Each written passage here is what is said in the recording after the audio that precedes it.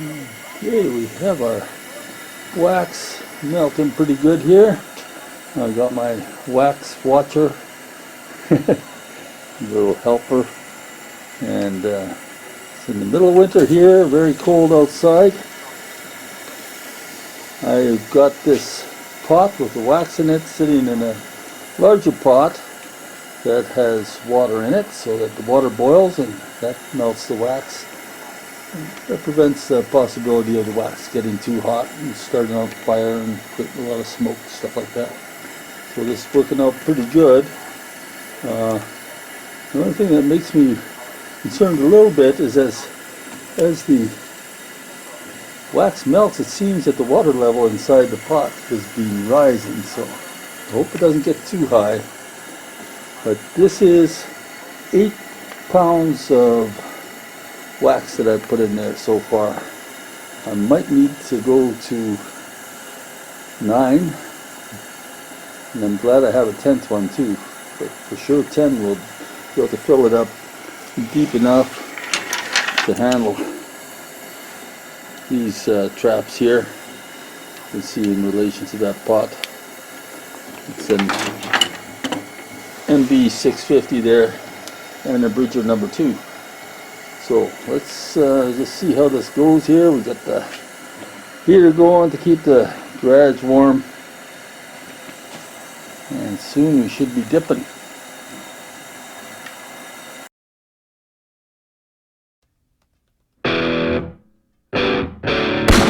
What's your language?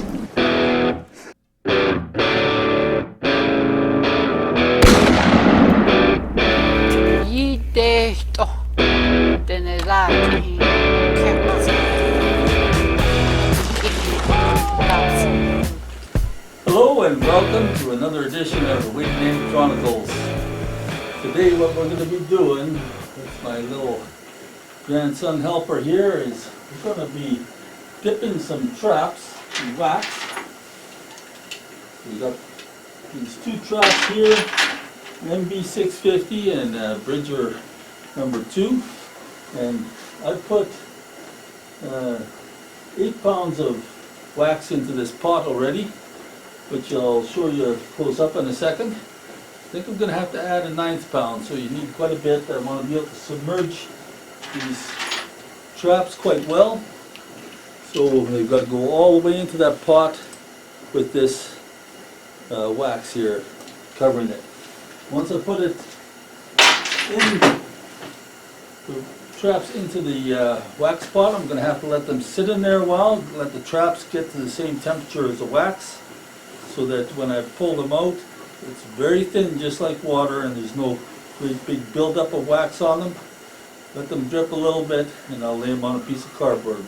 So it's a pretty simple operation, but it's a common task, something that you got to do. So just do it the right way. Make sure your pot holding the wax is in another pot that has water in it for safety. That way you're not going to get your wax overheated. And the 8 pounds I've got in there is just about melted, so I'm going to add another one of these to the pot. It splashes a little bit. Oh no, that's water that was splashing. So, you know, you want to do this in the proper setting. We're just doing it in the garage. But let's go through this process quickly and catch you at the end. Yeah, I think with 9th pound of wax into that pot, it's going to be the right height to totally submerge these traps, so that's good. It's not a bad idea to have test fitted the traps into your pot before you do the wax melting part, just so you know ahead of time how high a level of wax you need in order to submerge your traps. There's my little helper there. First we shoveled snow, and now we're waxing traps, right? So now we're going to do some trap dipping. I'm handling them with my hands now, but after I dip them, I'm not going to be touching them with my hands anymore. I'm using rubber gloves or something like that, because after they're dipped, then they're scentless, right? So all the wax is melted in there. You can see it's to a good level. And I'm going to leave the traps in the wax until the traps get the same heat as the wax. Okay? So we're just going to drop that in there. Now look, take a look. See that it's all cloudy right now? That's because the trap is still cold. So I'm just going to let them sit in there. Let that one sit in there for a while. I could actually probably fit a second one in, so let's give that a shot. Let's see if I can do two or not. Yes, I can, just barely. Okay, good. So we're going to do two traps at the same time here. The noise from the stove is just that these Coleman stoves tend to gurgle a little bit sometimes, and it's just decided to do that. But you can see that the trap itself is cold, and then everything is milky white. But so we're not going to take this out of there until the traps are completely clear in color. And you can see there's some parts where it's maybe starting to turn clear already, because those parts are heating up to the temperature of the wax. So it takes a little while. You gotta let it sit and be patient. If I pulled it out now, there would be a big buildup of wax on these traps, and you don't want that. That's going to interfere with the function. You want it so when you take the trap out, that it's just like water dripping off, so thin, and there should be hardly any wax on the traps when we're done. You can see here the springs are starting to turn black already. The more massive parts of the trap take a little longer, of course. Once I take them out, then I'm just going to let them drip for a while, and then I'll just move them over onto a piece of cardboard to cool.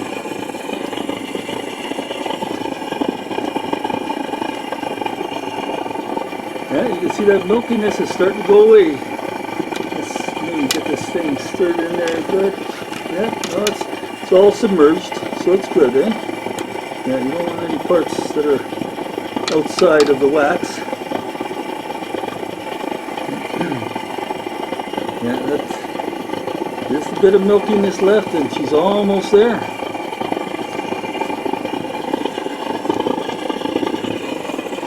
Doesn't take very long. It's really just a matter of getting the traps up to the temperature. And look at these traps, that is getting pretty close. Now I'm going to just kind of pull this one out and see what we've got so far. Let's see, I'll maybe hook it under this link here. So we want it to be,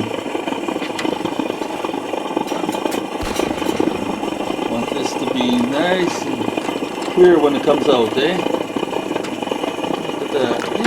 Yeah, maybe let it sit there a little longer. I don't know. You want it to run off just like water. It's nice, eh? Oh, there's a little bit of milkiness on that one jaw there yet, though.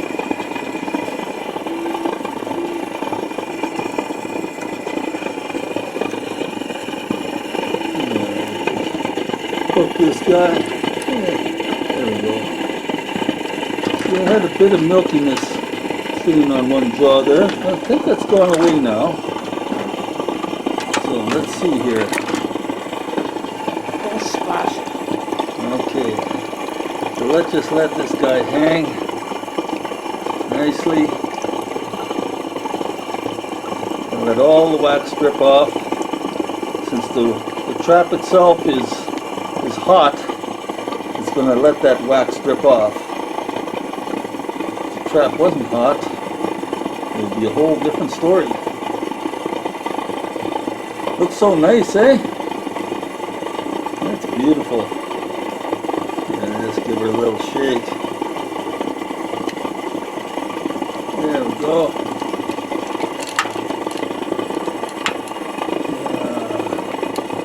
Yeah, I think that's looking pretty good.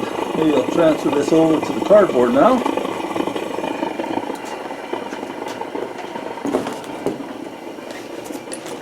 Okay, we got that one sitting there now. We'll just leave her and we'll get the next one. Oh yeah, that's looking pretty good. Okay, so let's let this guy drip for a little bit. This is the Bridger number 2.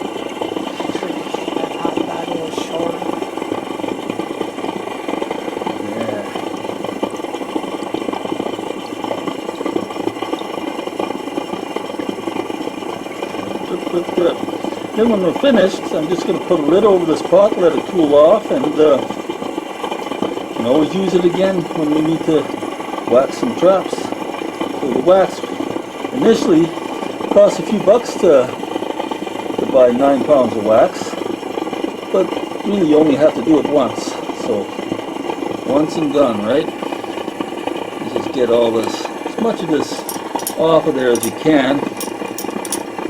It's getting pretty close. Okay, let's bring this guy over.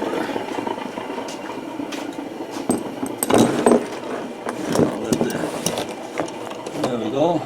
That's not going to fall off onto the floor, eh? I think we did a good job here. So, just a very thin layer of wax over this trap. And now I can just go and shut this off. You can see here the way we did it with that water. You want to kind of test that wax pot inside your pot first. Make sure you don't overflow. When it seems like the pot actually sinks deeper into the water for some reason as the wax melts. So anyways, I had just about the right depth of water and just the right amount of wax on this. So from the Way to Native Chronicles, I'm gonna wish you God bless, and I hope you got something out of this video. If you did, then click subscribe and like this video, share it, helps our channel out a lot. So catch you next time. Bye bye. Bye bye.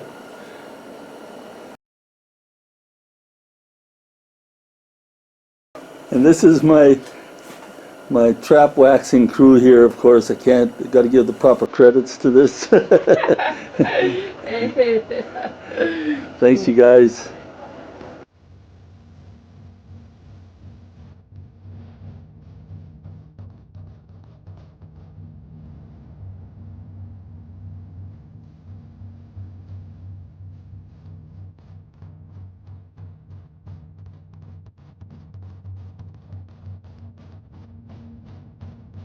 Yite to tenelaki kehozete. Biki that's kyotse.